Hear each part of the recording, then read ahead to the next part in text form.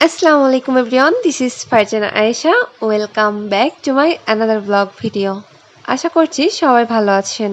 আমিও আপনাদের দোয়ায় আল্লাহর রহমতে ভালো আছি। তো চলে আসছি সকাল সকাল একটা নতুন ব্লগ ভিডিও নিয়ে। যেহেতু আমরা সবাই জানি যে এই কয়েকটা দিন আবহাওয়া ভীষণ খারাপ। আর এর ভেতরেই দেখতে পাচ্ছেন যে আমি কোথায় এসেছি। এটা হচ্ছে লেবুর বাগান। এটা হচ্ছে আমাদের না, এটা হচ্ছে আমার ফ্রেন্ড বাসার পাশে সোনিয়াদের।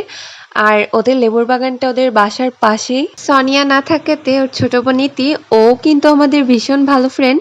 ওর সঙ্গে হচ্ছে আমি এখানে আসি, ও আমাকে জোর করে এখানে নিয়ে আসে। ও ভীষণ ভালো। তো ও হচ্ছে গাছ থেকে তরতাজা লেবু পেড়ে দেয় আমাকে, আর আমি হচ্ছে লেবুগুলো নিয়ে খুব সুন্দর স্মেল এটার, সবকিছু নিয়ে আমি হচ্ছে বাসায় চলে আসি।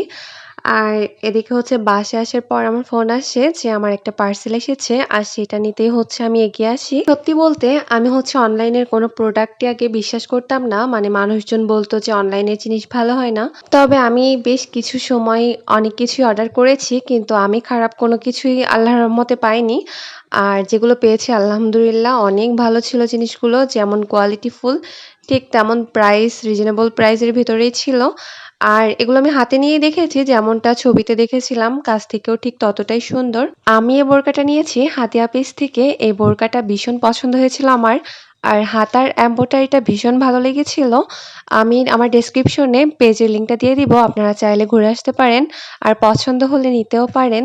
রোজার সময় তো নিয়ম করে ছোলা ভুনা খাওয়া হয়, তাছাড়া তো তেমন একটা খাওয়া হয় না, হয়তো বা বাইরে গেলে বা বাইরে থেকে আসার সময় কিনে নিয়ে আসা হয়, বাসায় তেমন একটা তৈরি করা হয় না।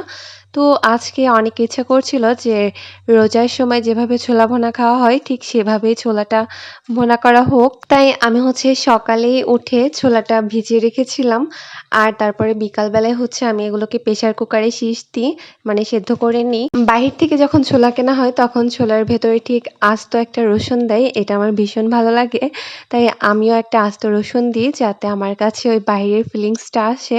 বাসায় যতই স্বাদ করে তৈরি করা হোক না কেন, বাইরেরটা বেশি আমাদের কাছে স্বাদ লাগে। এটা শুধু আমার সাথে হয় নাকি বাকিদের সাথে হয় সেটা তো আমি জানি না, তবে আমার মনে হয় যে বাকিদের সাথেও এটা হয়। তো যাই হোক, কথা বলতে বলতে আমি আমার রান্নাগুলোও সেরে নিচ্ছি।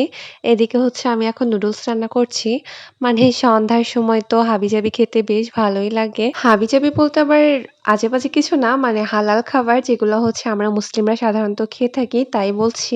অনলাইনে হচ্ছে এমন একটা জায়গা যেখানে কথা বলার আগে হচ্ছে বা কিছু পোস্ট করার লেখার আগে হচ্ছে ১০০ বার ভেবে নিতে হয়। কারণ এখানে হচ্ছে বাজে সাইডটা মানুষ খুবই ভালোভাবে নেয়, যেটা ছড়িয়ে যায় তাড়াতাড়ি।